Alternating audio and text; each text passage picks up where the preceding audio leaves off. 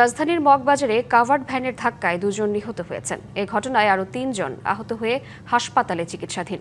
রবিবার রাত 11:30টার দিকে মগবাজারের ওয়্যারলেস এলাকায় এ ঘটনাটি ঘটে। প্রত্যক্ষদর্শীরা জানান, দ্রুত গতির একটি কাভার্ড ভ্যান সড়কে থাকা 2টি মোটরসাইকেল ও একটি সিএনজি অটোরিকশাকে ধাক্কা দেয়।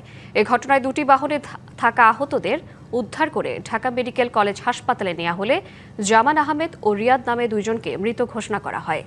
আহত আরও 3 জন। ওনার কন্ট্রোলটা মনে করেন ফেল হয়ে গেছে। সামনে একটা গাড়ি ছিল, গাড়ির থেকে সিএনজির থেকে 2টা বাইক, 3টারে মানে এই 4টায় লাগাই দিচ্ছে।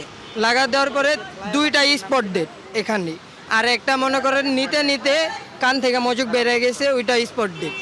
ঠিক আছে, টোটাল মনে করেন 3টা স্পট ডেড আর 2টা আপনার পা কাইটা গেছে, মানে পায়ের উপরে দাগাড়ি গেছে। 5-6 জন গুরুতর আহত কথা হচ্ছেন। আর এরকম ঘটনা এখানে নতুন না, প্রতিনিয়ত হচ্ছে। বাংলা কিউআর, যেখানে নগদ পেমেন্ট সেখানে। সারা দেশে 10 লাখেরও বেশি মার্চেন্টে নগদে পেমেন্ট করুন খুব সহজে।